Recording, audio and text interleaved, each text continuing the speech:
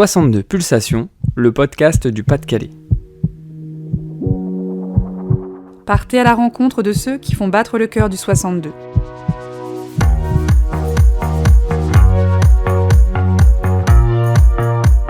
Le Pas-de-Calais, c'est 1,5 million de cœurs battants entre terre et mer, monts et vallées, plaines et terrines. Un département fort de sa diversité.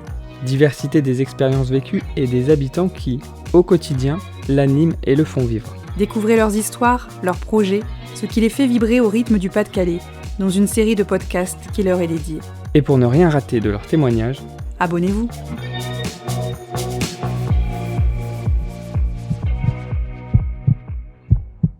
Je m'appelle Bastien Kossek, j'ai 31 ans, je suis originaire d'Arras et j'ai le bonheur d'être le rédacteur en chef de Sang et Or, la revue des émotions fortes. Bastien, bonjour, est-ce que tu pourrais te présenter et nous dire qui tu es ?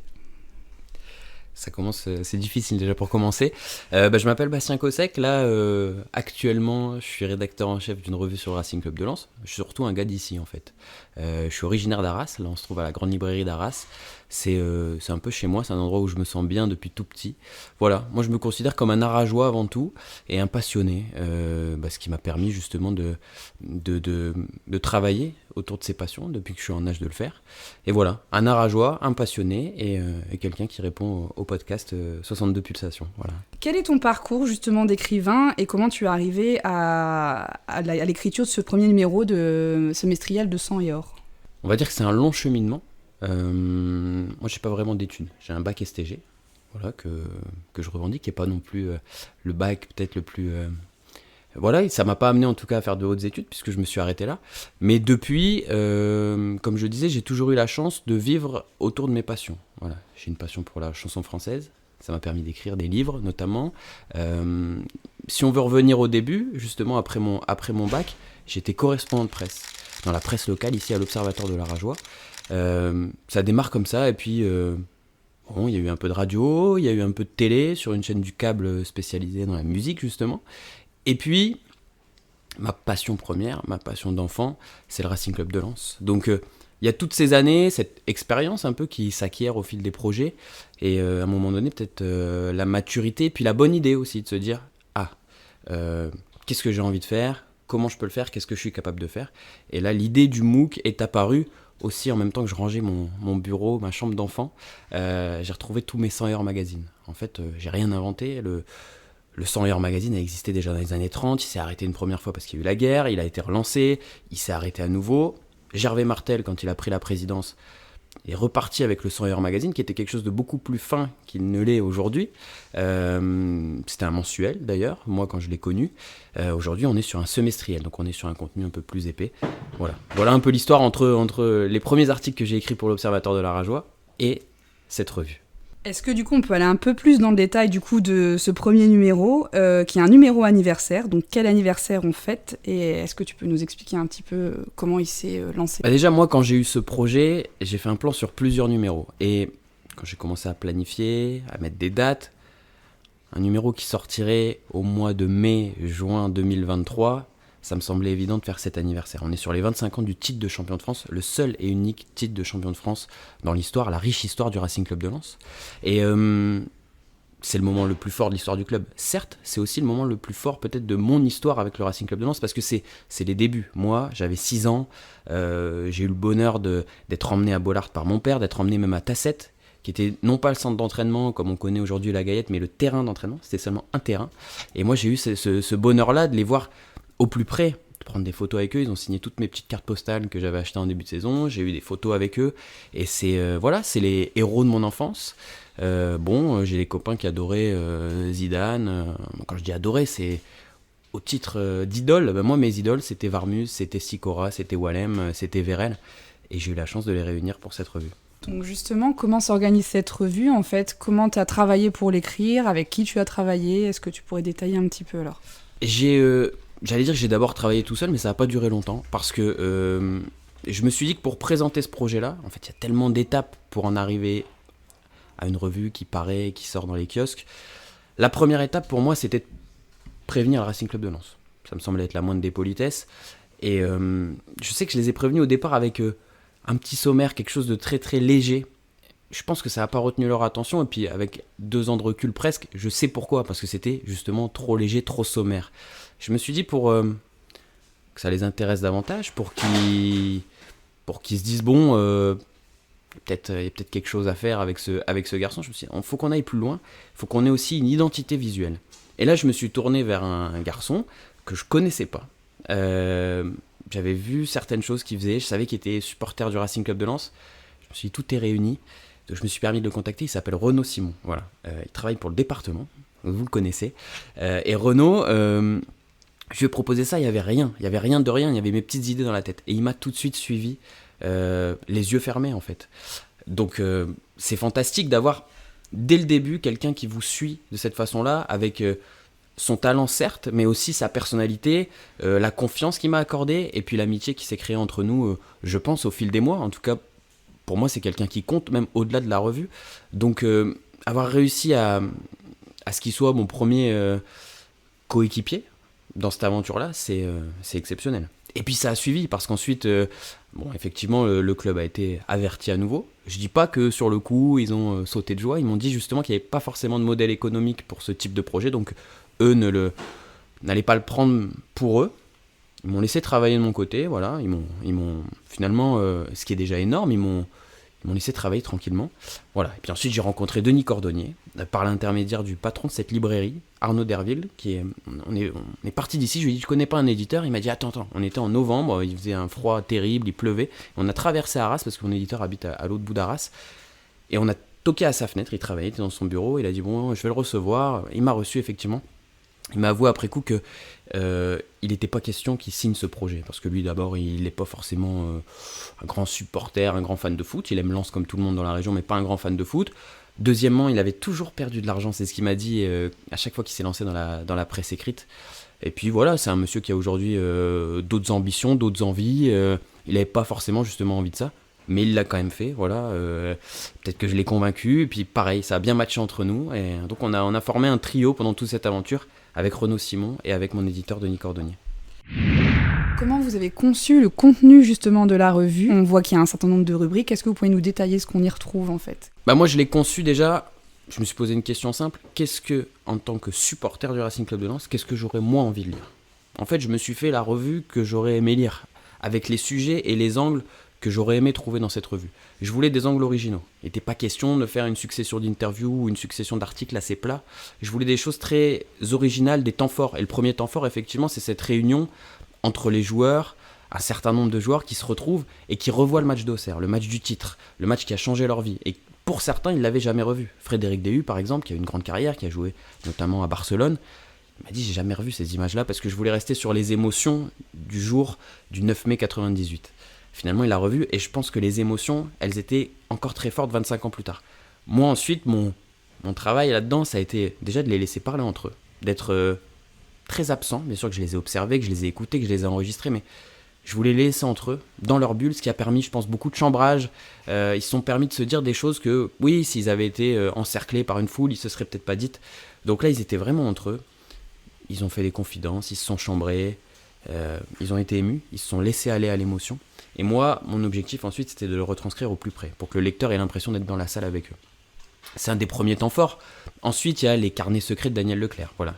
J'ai obtenu la confiance de son épouse, sa veuve, qui m'a confié des trésors. Voilà. Daniel Leclerc, tous les jours, il écrivait sur des petites feuilles comme ça, de couleurs, avec des crayons de couleurs différentes, des choses très très précises. Ça pouvait être ses séances d'entraînement, ça pouvait être la base de ses causeries d'avant-match, ça pouvait être des avis détaillés aussi sur les joueurs, et parfois ça faisait mal. J'imagine que s'il a lu ça aux joueurs, ça a pu parfois les heurter, mais ça les a aussi fait avancer, je pense. Et puis dans la revue, on retrouve la saison presque au jour le jour, vue de l'intérieur. C'est-à-dire qu'avec toutes les confidences que j'ai recueillies de la part des joueurs, du kiné, du docteur, du conseiller de l'ombre de Daniel Leclerc, qui s'appelle Stéphane Bijard, j'ai pu un peu, presque comme un thriller, voilà, faire le film de la saison, vu de l'intérieur, avec des tas de choses qu'il n'aurait peut-être pas forcément raconté il y a 25 ans. Ça pouvait être des coups de poker de Gervais Martel, les coups de sang de Daniel Leclerc, et puis parfois les coups de gueule entre joueurs. Voilà, des choses un peu intimes qu'on n'a pas su à l'époque et qu'on découvre 25 ans plus tard. Que ce soit sur votre précédent ouvrage sur Sardou, ou les deux, je crois que vous en avez fait deux, ou celui-là, on sent chez vous un côté rassembleur de témoins. Vous arrivez à réunir ceux qui parleront le mieux d'un sujet ou d'une personne en les laissant s'exprimer, tout en retranscrivant au plus juste leurs paroles. Est-ce que c'est quelque chose de voulu d'être justement en position d'observateur ? Vous vous voyez comme un rassembleur en fait de témoins ? Déjà, ça me va bien. Vous avez évoqué mes précédents livres. Il y avait un article de presse où le journaliste me définissait comme un passeur. Je trouvais ça vachement bien. Moi, j'adore le côté, mais pas que dans ce cadre professionnel, réunir des gens que j'aime bien, de préférence, qui se connaissent ou qui se connaissent pas, qui soient... moi, j'aime bien aussi l'idée qu'on puisse... vous parliez de Sardou, réunir dans un même livre et dans une même soirée, parce qu'il y avait une soirée de lancement... Alexis Corbière de la France Insoumise, grand fan de Sardou, et puis un compositeur mythique, Jacques Revaux par exemple, qui a composé My Way, les réunir, mais qu'ils deviennent copains, pour moi c'est génial, et puis je les observe, voilà, ils se voient maintenant, je suis pas là, mais savoir que j'ai pu créer ça, c'est génial. Pour en revenir aux joueurs de Lens 98, aujourd'hui de savoir que ces mecs-là, alors on a un groupe WhatsApp, mais ils attendent pas après moi pour communiquer, mais de les entendre me dire... Tiens, t'as été l'étincelle, le starter. T'es celui qui nous a redonné envie de nous revoir aussi en dehors des commémorations, en dehors des enterrements. Parce que c'est ce qu'il me disait, Jean-Guy Wallem. C'est aussi comme ça que j'ai eu l'idée de les réunir. Il m'a dit, on est cons, on est des frères, mais on se voit qu'aux enterrements. J'ai dit, moi, je vais trouver l'occasion heureuse de vous réunir. C'est ça que j'ai eu envie de faire. Et c'est le plus beau souvenir que j'ai, de les voir là réunis, moi en retrait, de les voir s'amuser entre eux, rigoler... être ému, c'est magnifique. Et tant mieux si aujourd'hui ça leur donne envie de se revoir vraiment dans un cadre intime. J'aurais tout gagné. C'est sans doute plus important que les ventes, même si les ventes c'est important parce que j'espère bien en faire un deuxième. Mais le côté humain derrière tout ça, pour moi c'est exceptionnel. Si on vient au RC Lens, qu'est-ce qui représente pour vous justement ? Et quelle perception vous avez aussi de ce que ça représente pour les habitants du Pas-de-Calais en fait ? Pour moi... c'est tout en fait. Si je vais au bout du monde, j'ai pas beaucoup voyagé, j'ai pas beaucoup quitté mon département, mon territoire, mais si je vais au bout du monde et qu'on me dit qu'est-ce qu'il y a chez toi, je vais dire le Racing Club de Lens. En fait, pour moi, ça condense tout ce qui fait notre territoire, c'est-à-dire que c'est une forme de solidarité, une forme de brassage. Moi, quand j'étais gamin, j'ai un souvenir qui m'a marqué. Je voyais beaucoup de monsieur d'un certain âge, qui avait l'âge d'être mon père, mon grand-père, avec des casques de chantier. Ce qu'on voit plus beaucoup d'ailleurs à Bollaert. J'aime bien ça en fait, que tout le monde se côtoie. On est ici à Arras, je trahis pas de secret. Le maire de notre ville ici, il rate pas un match. Voilà. Je crois savoir que le président du département, c'est pareil. Puis à la fois, vous avez des ouvriers qui sont là. Ça, j'aime bien. J'aime bien que tout le monde puisse se réunir au stade, que ce soit un lieu où il n'y a pas trop de différence. J'aime bien aussi, et c'est le cas en ce moment, et c'était le cas en 98, que les joueurs ressemblent au public, dans l'abnégation, dans la ténacité, dans la solidarité dont je parlais. Donc pour moi c'est ça, Lens c'est ça, et le département c'est ça, quoi. C'est le Racing Club de Lens. Alors il y a plein d'autres choses à découvrir autour, mais le cœur du truc pour moi c'est Bollaert, quoi. Je vous ai demandé avant cette émission en fait de définir, de choisir en fait une musique, un son ou un titre qui vous évoque le Pas-de-Calais, et du coup vous m'avez donné la chanson des Corons de Pierre Bachelet. Est-ce que vous pourriez nous expliquer pourquoi ? Alors déjà c'est pas très original, mais moi je suis content de le faire parce que j'aime la chanson française, j'aime le répertoire de Pierre Bachelet dans son ensemble, et je crois même qu'il y a des dizaines et des dizaines de chansons que je préfère à celle-là. Mais j'ai aussi le sentiment qu'au fil des années, plus je prends conscience des choses, et plus j'aime cette chanson, et plus ça me fait quelque chose quand je l'entends chanter à Bollaert, que ce soit pendant le match, parce que les supporters l'ont toujours chanté, ou au début de la deuxième mi-temps, quand les joueurs reviennent des vestiaires. Il faut savoir que cette chanson, elle a pris de l'ampleur à Bollaert au moment du décès de Pierre Bachelet, parce qu'elle a été chantée une première fois en hommage, et puis elle a été reprise depuis, c'était en 2005, et depuis 20 ans... Voilà, c'est aussi ce qui représente Bollaert pour les gens. Moi, quand on me parle de Bollaert, des gens qui n'y ont pas été, les Corons, ça doit être magnifique. Bien sûr que c'est magnifique. Ça n'existe que depuis 2005, au retour des vestiaires, mais c'est magnifique. Et je trouve que ça prend de l'ampleur, ça se perpétue. Il y a eu un petit sondage comme ça à l'applaudimètre récemment, et je me suis rendu compte que en fait, c'était un DJ qui mixait après le dernier match à Bollaert, et Il a dit voilà, qui est né dans les années 90, qui est né dans les années 2000, qui est né dans les années 70. Ça a fait beaucoup de bruit quand il a demandé qui était né dans les années 90 et 2000. Je me rends compte que le public, il s'est vraiment régénéré ces dernières saisons à Bollaert. Et ben c'est génial que des mecs qui ont 10, 15, 20 ans chantent les corons à pleine voix au retour des vestiaires. Moi, c'est quelque chose aussi qui me touche beaucoup. Et c'est bien qu'on perpétue ce qui fait la richesse de notre région. C'est super important. Donc les corons, c'est ça. C'est une belle chanson, puis c'est aussi notre héritage. Dernière question, quels sont vos prochains projets ? Je suppose que quand on est écrivain, on a plein de projets en tête. Est-ce que sur quoi vous allez écrire prochainement ? Déjà, je parlais des ventes tout à l'heure. J'espère que ça va suffisamment marcher pour que mon éditeur bien-aimé me dise bon allez, on y va, on fonce sur le deuxième. Donc j'espère continuer dans les 6 mois qui arrivent à écrire ma revue. J'ai plein d'idées. Puis j'ai plein de projets, justement, je dois faire peut-être un peu le tri. J'ai répété pendant longtemps que je voulais me rapprocher. Alors je me suis rapproché géographiquement parce que je vis à nouveau à Arras. J'ai envie de faire aussi des choses qui mettent en valeur mon territoire. Ici on est dans une librairie. Je ne vais pas dévoiler de secret, peut-être qu'il y a un beau livre à écrire sur Arras, par exemple, sur l'histoire d'Arras et puis sur le Arras d'aujourd'hui. Ça peut être une piste, puis j'ai plein de choses. Voilà. Si un éditeur nous écoute, j'ai envie de faire une bande dessinée, un livre illustré sur l'enfance de Dick Rivers. Alors on est sur tout à fait autre chose, mais voilà. Si quelqu'un nous écoute et a envie de tenter ce pari avec moi, qu'il m'appelle.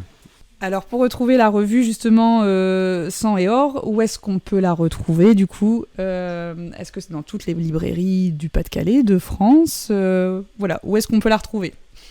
Du Pas-de-Calais, oui. Du Nord même peut-être.